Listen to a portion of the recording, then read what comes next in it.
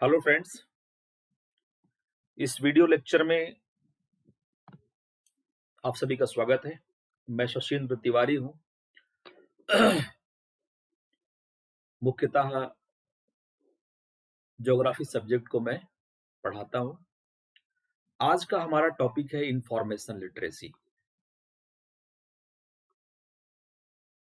हमने कुछ स्टूडेंट्स के डिमांड के अनुसार मैं इस अपने वीडियो लेक्चर में हिंदी के भी टर्म्स का बराबर इस्तेमाल करूंगा, जिससे कि हिंदी मीडियम के स्टूडेंट्स को भी इस टॉपिक का प्रॉपर लाभ मिल सके। इंफॉर्मेशन लिटरेसी का मीनिंग क्या है? इसका क्या मतलब है? हिंदी में कहते हैं सूचना साक्षरता। सूचना साक्षरता मतलब आपकी साक्षरता, आपकी जो लिटरेसी है, आपकी जो समझ है, वो सूचना को लेकर होनी चाहिए। ऐसा क्यों है, क्यों होनी चाहिए?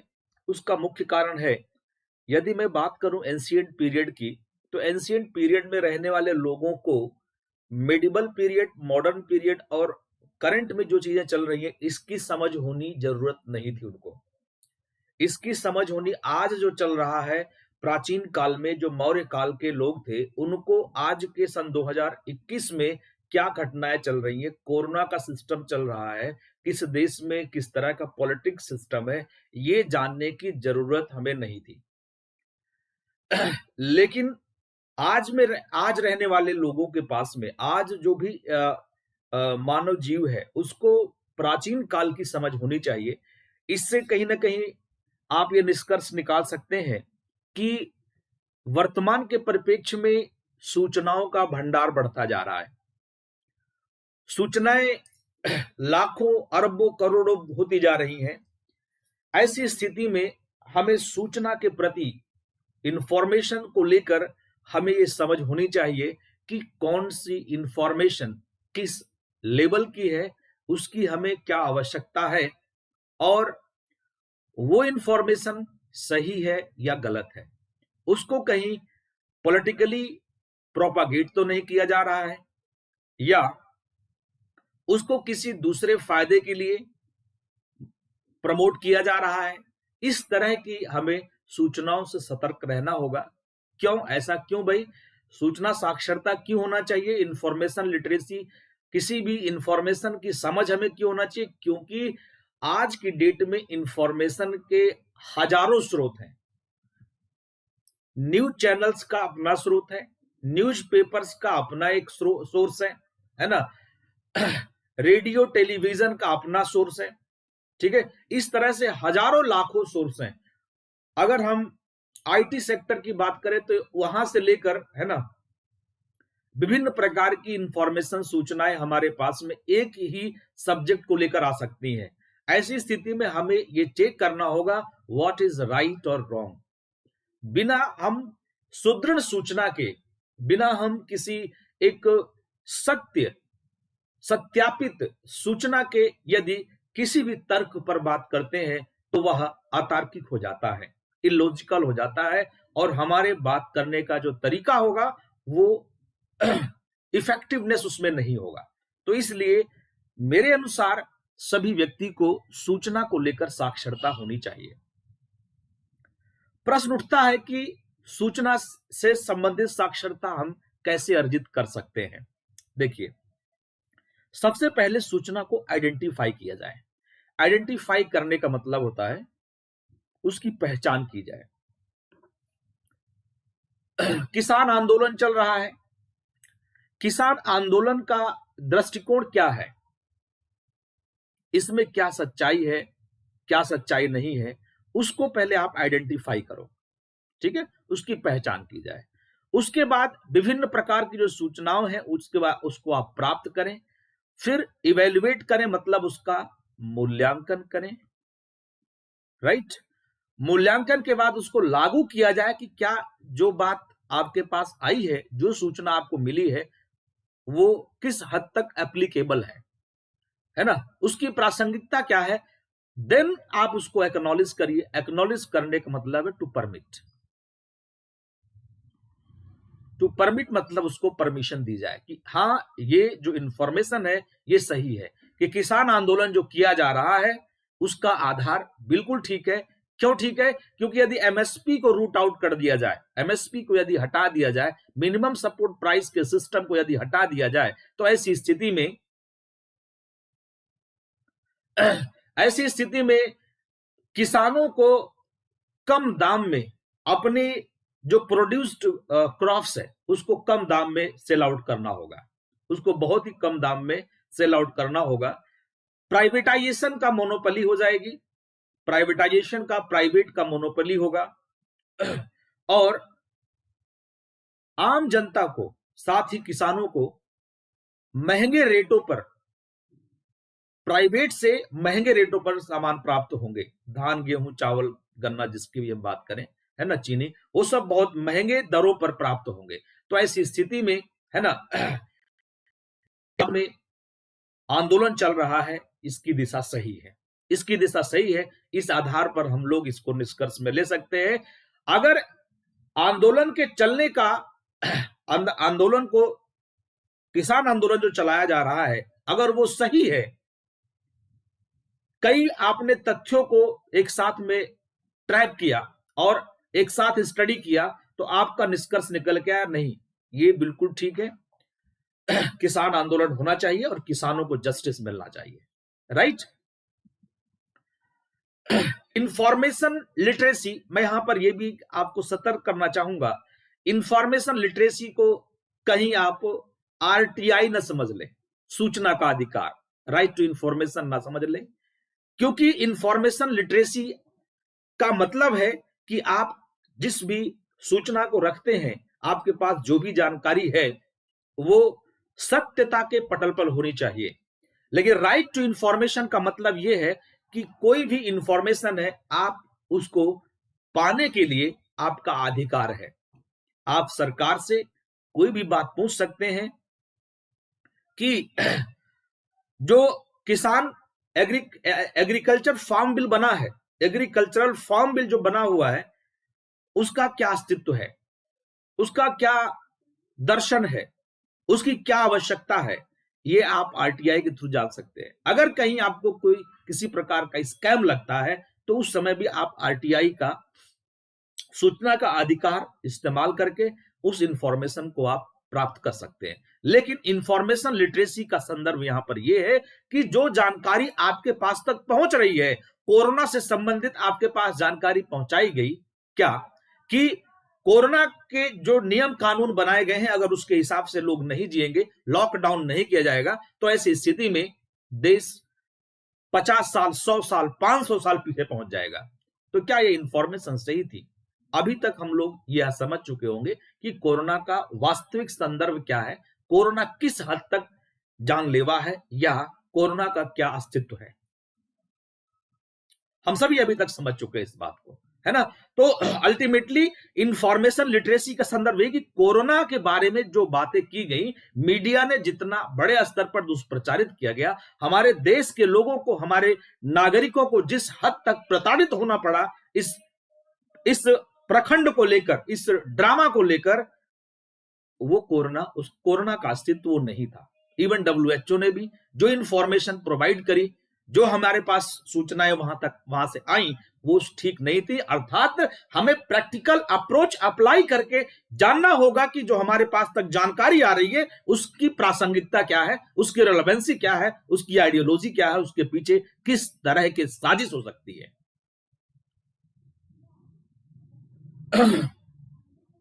इंफॉर्मेशन लिटरेसी इज, क्या है इंफॉर्मेशन लिटरेसी? अगर हम इसके बारे में जानना चाहें तो information literacy is the ability to find, प्राप्त करने का एबिलिटी, प्राप्त करने की ability, right, ability to find, प्राप्त करना, प्राप्त करने की योग्यता, मूल्यांकन, इवेल्युएट करना, उसको मूल्यांकन करने की योग्यता हमारे पास होनी चाहिए, ऑर्गेनाइज करने की योग्यता होना चाहिए, उसका उपयोग, यूज करने की हमारे में योग्यता होनी चाहिए, एंड कम्युनिकेट और सामने उस बात को रखने की, समझाने की, पहुंचाने की भी हमारे में योग्यता होनी चाहिए।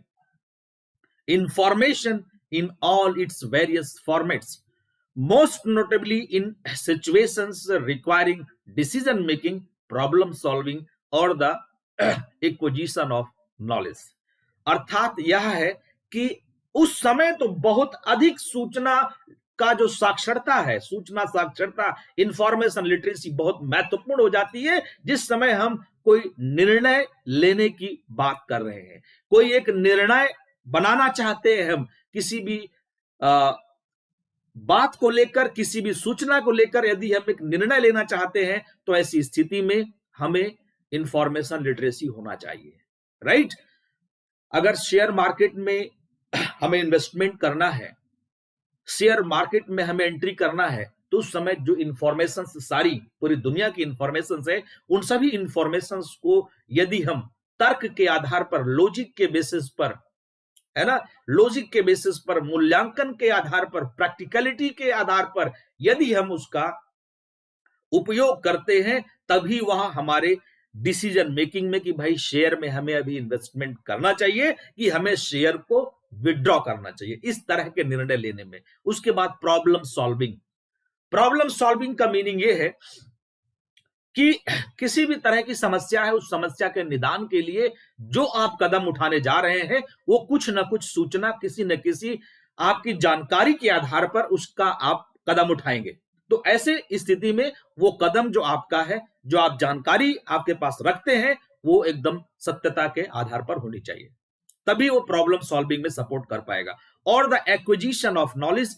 एक्विजिशन ऑफ नॉलेज का मीनिंग है जब आप नॉलेज एक्वायर करने जा रहे हैं, आप किसी भी सब्जेक्ट से रिलेटेड किसी भी लेवल पर आप पढ़ाई करते हैं, यूपीएससी की प्रिपरेशन करते हैं, वनडे एग्जाम्स की प्रिपरेशन करते हैं, जो आपने पढ़ा, आपने ज्योग्राफी पढ़ा, आपने हिस्ट्री पढ़ा, आपने पॉलिटी पढ़ा, तो वो आपकी जो इंफॉर्मेशन है यदि एक्यूरेट है, तभी आपको प्री मेंस इंटरव्यू में मार्क्स अच्छे मिलेंगे। बात समझ में आ गई? तो शॉर्ट में बोलना चाहूंगा, information literacy is the ability to find, evaluate, organise, use and communicate information in all its various formats, most notably in situations requiring decision making, problem solving और the acquisition of knowledge। और acquisition of knowledge, इन सभी दृष्टिकोण से हमारे पास information literacy होनी चाहिए, क्योंकि यदि हम किसी भी जानकारी के बारे में प्रॉपर तरीके से नहीं जानते, उसकी सच्चाई को हम नहीं समझते हैं, हमारे द्वारा लिया गया निर्णय, हमारे द्वारा समस्याओं के निदान से संबंधित उठाए गए कदम या हमारे द्वारा प्राप्त ज्ञान व्यर्थ साबित हो जाएगा। इंफॉर्मेशन लिटरेसी को अगर हम समझना चाहें, कैसे किसी इंफॉर्मेशन को हम सही डायरेक्शन में प्रूफ कर सकते हैं, तो उसके लिए हम टेक्नोलॉजी का यूज करें। We must use what? Technology.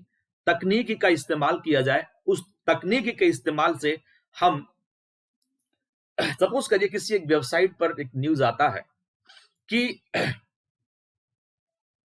आने वाले समय में किसी पर्टिकुलर वस्तु का जो प्राइस है तेजी से बढ़ जाएगा। सपोज करिए प्याज का जो रेट है, ऑनियन प्राइस 150 रुपए किलो हो जाएगा। तो अगर एक वेबसाइट पर इस बात को दिया गया, तो उस वेबसाइट से अगर आप 100% श्योर हो जाते हैं और उसी को प्रमोट करना शुरू कर देते हैं, तो क्या पता आप इंफॉर्मेशन को लेकर लिटरेट ना हो। क्या करें? अब दूसरी वेबसाइट्स पर भी जाएं, गवर्नमेंट की साइट्स पर भी जाएं। जैसे अभी कुछ दिन पहले उत्तर प्रदेश में एक इंफॉर्मेशन र्यूमर के टाइप में आई, और र्यूमर क्या था वो कि उत्तर प्रदेश में यदि कोई व्यक्ति मास्क लगा के घर से बाहर नहीं निकलता, विदाउट मास्क अगर मिलेगा, तो उस समय उसको कुछ दिनों के लिए जेल भी हो सकती है, उसको इकोनॉमिक कंपनसेशन पे करना पड़ सकता है ना। इस तरह के वहां पर इंफॉर्मेशन र्यूमर के रूप में सोशल मीडिया नेटवर्क पर लाया गया। तो उसको अल्टीमेटली जब समझा गया, तो 24 घंटे के अंदर यह बात पता चल गई कि वो एक फैलाई हुई अफवाह थी, उसमें कोई सत्यता नहीं थी, है ना। अन्य स्रोतों से हमारे अगर हम जानकारी लेते हैं, तो उस समय किसी भी गलत बात या सही बात का प्रॉपरली अंडरस्टैंड किया जा सकता है, गलत बात का खंडन किया जा सकता है। उसके बाद क्रिटिकल थिंकिंग। क्रिटिकल थिंकिंग मतलब ये नहीं क्रिटिकल हो गई ये बात, हमारी जो विचारधारा है वो थोड़ा सा क्रिटिकल, क्रिटिक से आता है। क्रिटिक का मतलब आलोचना है। हमारी विचारधारा थोड़ा सा आलोचनात्मक प्रकार की होनी चाहिए। हमारी जो प्रवृत्ति है, अगर उसमें क्रिटिसाइज करने का दम नहीं होगा, अगर हमारी प्रवृत्ति में क्रिटिसाइज करने का करेक्टर नहीं होगा, तो ऐसे केसेस में जो हमारी इंफॉर्मेशन है हम उसको एज सच एडॉप्ट कर लेंगे और सारे गलतियों का जो भंडार है हमारे दिमाग में हुआ करेगा, ठीक है, हमारे ब्रेन में लाई करेगा। फिर उसके बाद में प्रॉब्लम सॉल्विंग लायक भी आपकी इंफॉर्मेशन होनी चाहिए। कम्युनिकेशन लेवल पर वर्क करिए। फिर सारी जो चीजें हैं, जितने भी घटक आपको सूचना से संबंधित मिले हैं, उनका सिंथेसिस मतलब एक कोरिलेशन, लिंक क्रिएट किया जाए, उसको जोड़कर देखा जाए। हिंदी में जानना चाहेंगे सूचना साक्षरता क्या है। सूचना साक्षरता किसी व्यक्ति की वह योग्यता है जिसके द्वारा वह जान जाता है, समझ जाता है कि उसे किस सूचना की जरूरत तथा वह सूचना कहां मिलेगी। सपोज करिए यूपीएससी का फॉर्म रिलीज हुआ, आपने फॉर्म फिल किया, जून में एग्जाम है, 27 जून को एग्जाम है। फॉर्म रिलीज हुआ, उसकी क्या एलिजिबिलिटी क्राइटेरिया है उसको आप देखे बिना अगर फॉर्म भरेंगे, है ना, तो सपोज करिए आपने जनरल कैटेगरी से बिलोंग करते हैं, आपकी एज 33 है और आपने सुन रखा कहीं 37 एज होती है, आपने फॉर्म फिल कर दिया, रिजेक्ट हो जाएगा। आप प्रिपरेशन कर रहे हैं, आपका टाइम वेस्ट हो रहा है। हालांकि पढ़ाई कभी भी व्यर्थ नहीं जाती है, फिर भी आपके लायक तो चीज नहीं रही ना। जो इन्फॉर्मेशन आपको मिली कि 37 ईयर्स तक आप फॉर्म फिल कर सकते हैं, 33 में आपने फॉर्म फिल किया, लेकिन जनरल कैटेगरी के लिए 32 ईयर्स ही एज अलाउ करता है यूपीएससी, तो उस केस में आपकी जो जानकारी थी व्यर्थ थी, आपका जो निर्णय है वो भी व्यर्थ जाएगा। तो इस तरह से हमें समझना होगा कि उसे किस सूचना की जरूरत, हमें किस जो सूचना है और उस सूचना हमें कहां से मिलेगी। तो यूपीएससी के वेबसाइट पे जाके सारी इंफॉर्मेशन आपको इससे रिलेटेड मिल जाएगी, या किसी साल का या रिसेंट ईयर का आप नोटिफिकेशन पढ़ें। इसके अतिरिक्त सूचना साक्षर व्यक्ति में उस सूचना का मूल्यांकन करने तथा उस सूचना का प्रभावी ढंग से उपयोग करने की भी योग्यता होती है। अगर आपने पूरा यूपीएससी का नोटिफिकेशन पढ़ा, तो नोटिफिकेशन पढ़ने के बाद आपको सब कुछ समझ में आ जाएगा कि यूपीएससी क्वेश्चन एग्जाम का लेवल क्या है, एज क्या है उसकी, है ना, कितने स्टेजेस में एग्जाम होता है। तो preliminary exams, mains and interview, इस तरह के एग्जाम्स होते हैं। उसका एज का क्राइटेरिया क्या है, क्वालिफिकेशन क्या चाहिए उसके लिए, है ना, किन किन सब्जेक्ट्स में आप ऑप्शनल क्या क्या चूज कर सकते हैं, जीएस के कितने पेपर हैं, प्री में किस तरह का क्वेश्चन आता है, मेंस में कैसा क्वेश्चन आता है, इंटरव्यू के क्या सिस्टम होंगे, कितने मार्क्स का होगा, ये सारी चीजें आप समझ सकते हैं नोटिफिकेशन को पढ़ने के साथ में, है ना। तो इसका मतलब अगर आपने नोटिफिकेशन यूपीएससी का प्रॉपर स्टडी किया, तो उससे फिर आपको फिर कोई गुमराह नहीं कर सकता है, ठीक है। यूपीएससी में आए हुए जो क्वेश्चंस हैं, अगर प्रीवियस ईयर आए हुए क्वेश्चंस को आप पढ़ लेते हैं, उसको समझने की कोशिश करते हैं, मेंस या प्री के क्वेश्चन को समझने की कोशिश करते हैं, तो कोई भी पढ़ने पढ़ाने वाला व्यक्ति आपको गुमराह नहीं कर सकता है। तो इसके अतिरिक्त सूचना साक्षर व्यक्ति, यदि कोई व्यक्ति सूचना को लेकर साक्षर है, में उस सूचना का मूल्यांकन करने तथा सूचना का प्रभावी ढंग से उपयोग करने की योग्यता होती है। जो सूचना हमें मिली है उसका मूल्यांकन हम कर सकते हैं और प्रभावी ढंग से उसको हम किस तरह से उपयोग करें, उसकी भी योग्यता उस व्यक्ति में होगी जो इंफॉर्मेशन को लेकर लिटरेट होगा, इंफॉर्मेशन वाइज जो लिटरेट होगा, जिसको सूचना की साक्षरता हासिल होगी।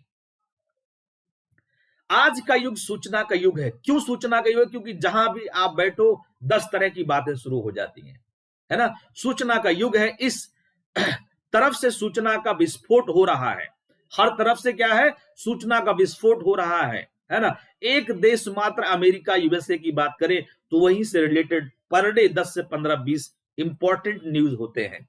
इसी तरह से सभी देशों की अगर बात करें, और भारत देश में हम अगर अंतरराष्ट्रीय संबंधों की बात करें, तो अगर उसको हमें समझना है तो किस देश में किस तरह के एविडेंस, किस तरह के न्यूज चल रहे हैं, किस तरह की घटनाएं वहां पर घटित हो रही हैं, उसकी हमें इंफॉर्मेशन होनी चाहिए और उसकी हमें तर्कपूर्ण एवं सही इंफॉर्मेशन, जानकारी होनी चाहिए। ऐसे में सही सूचना कम से कम समय में प्राप्त कर लेना एक महती योग्यता है, बहुत ही बड़े स्तर की योग्यता मानी जा सकती है। सूचना का मूल्यांकन, सूचना के मूल्यांकन का महत्व। सूचना के एक्चुअली देखेंगे आप, इस इमेज से आपको क्लियर होगा कि हमारे माइंड में जो पढ़े लिखे लोग हैं या नहीं भी पढ़े लिखे लोगों के हिसाब से ये इमेज ज्यादा अच्छी होगी। आप कह सकते हैं कि हमारे पास बहुत सारे बुकिश नॉलेज है, हमारे पास बहुत सारा न्यूज और मीडिया को लेकर हमारे पास नॉलेज है, लेकिन वो जो हमारे पास जानकारी है उसका हम कैसे मूल्यांकन करें, कैसे उसको हम जाने कि ये जो इंफॉर्मेशन है सही है या गलत है। ठीक है, तो सूचना के मूल्यांकन के महत्व की अगर हम बात करें, सूचना, आज सूचना के समुद्र में क्या बात किया हमने, सूचना का समुद्र है, आपके दिमाग में पूरी बहुत सारी तरह की इंफॉर्मेशन है, में बहुत सारी अनुपयोगी, पक्षपातपूर्ण, त्रुटिपूर्ण, गलत और अपूर्ण सूचनाएं भी भरी पड़ी हैं। भाई पहली बात तो ये समझो कि सूचना का समुद्र है ना, उस सूचना के समुद्र में बहुत सारी अनुपयोगी, जिसकी कोई जरूरत नहीं है, ऐसी इंफॉर्मेशन दी गई है। क्या इंफॉर्मेशन दी गई है कि उल्का पिंड अमेरिका पर गिरने वाला है ना, मेट्रोइड्स अमेरिका पर गिरने वाला है। भाई सही है गलत है जानना जरूरी है ना हमें इसके बारे में। सूचनाएं भी सूचना कोई पक्षपातपूर्ण हो सकती है, क्योंकि आप सभी जानते हैं कि मीडिया आज की डेट में लगभग यूजलेस हो चुकी है।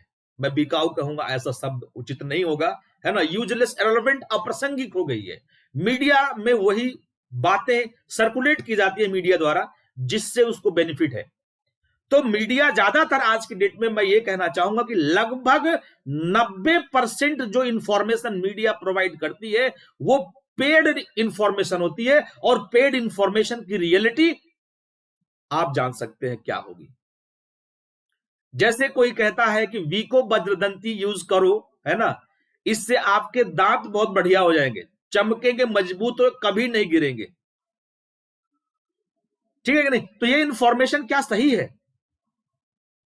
आप किसी भी तरह के प्रोडक्ट को सेल आउट करने के लिए आप ऐसी बात कैसे कर सकते हैं? उसकी अप्रोप्रिएट इंफॉर्मेशन दीजिए ना भाई, कि आपके माउथ से स्मेल नहीं आएगा, आपके दांत गंदे नहीं रहेंगे, इस तरह की बातें करो।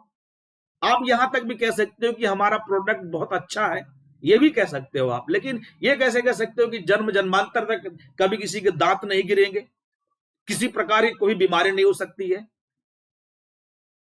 ठीक है, तो न्यूज जो है, चाहे एडवर्टीजमेंट के को हम देख रहे हैं या प्रॉपर न्यूज जो मीडिया में कोई भी एंकर प्रोवाइड कर रहा है ना, वो न्यूज सही या गलत है उसको हमें समझना जरूरी है। पक्षपात पूर्ण का मतलब है कि वो फेवर किया गया न्यूज हो सकता है।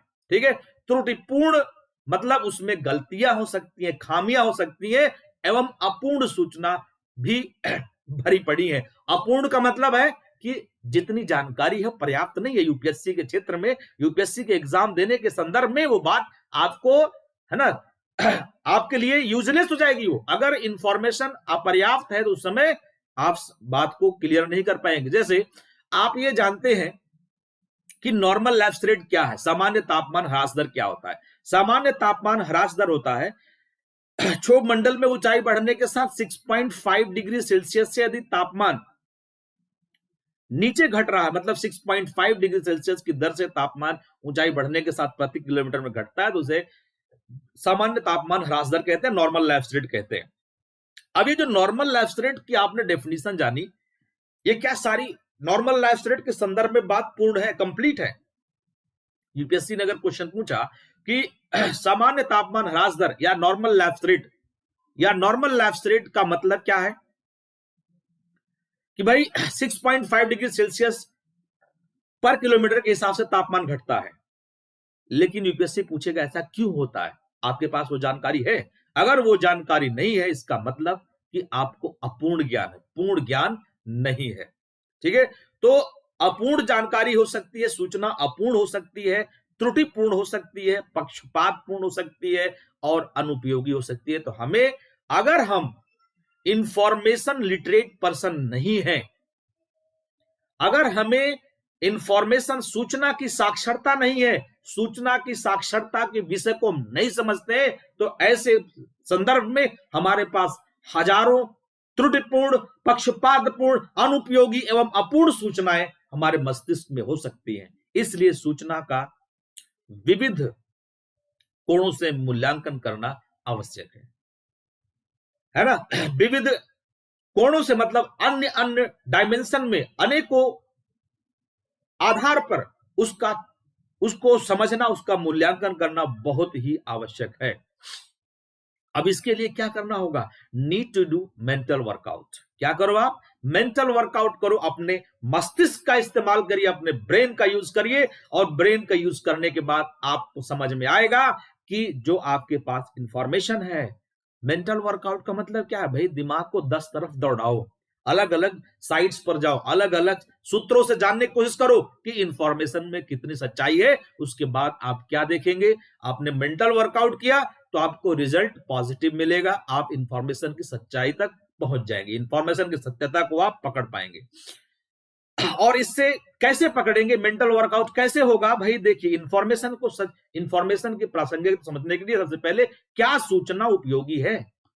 आपको यूपीएससी की प्रिपरेशन करना है, आईएएस की तैयारी करना है, या आपको गवर्नमेंट की जॉब चाहिए, है ना, आपको गवर्नमेंट स्कूल में टीचर बनना है ना, लेक्चरर बनना है, तो उसके लिए जो इंफॉर्मेशन चाहिए आप वही ग्रहण करें। आप अपनी उपयोगिता के अनुसार इंफॉर्मेशन को गैदर करें। देन है, सूचना त्रुटिपूर्ण तो नहीं है, ये जान लेना भी जरूरी है कि सूचना में कोई मिस्टेक, कमी तो नहीं है बेटा, ये जानना जरूरी है। उसके बाद क्या सूचना निष्पक्ष है, मतलब विदाउट फेवर है ना, सूचना में गुप्त रूप से दुष्प्रचार तो नहीं किया गया है, क्योंकि सूचना में क्या होता है कि अपनी प्रोडक्ट को सेल आउट करने के लिए उसमें गलत इंफॉर्मेशन भी आपको प्रोवाइड की जाती है, तो पक्षपातपूर्ण इंफॉर्मेशन हो जाती है, तो वो बात भी हमें चेक करनी होगी। फोर्थ पॉइंट की बात करें, सूचना क्या सम्यक है ना, क्या सूचना सम्यक है? सम्यक मतलब अप्रोप्रिएट, अप्रोप्रिएट मतलब जो बात कही जा रही है क्या वो 100% लागू होती है? क्या सूचना पर्याप्त है, मतलब जो सूचना आपके पास आ रही है वो सारी बात सही कही जा रही है कि नहीं। एप्पल का फोन है ना, i11, अब उसमें जो बात उसके बारे में बताएगी किस तरह से वर्क कर रहा है, ये बात हमें समझना होगा। तो क्या सूचना पर्याप्त है? इसके बाद क्या सूचना सही प्रारूप में है, मतलब टेक्स्ट, फोटो, ऑडियो, प्रिंट माध्यम, सॉफ्ट माध्यम आदि।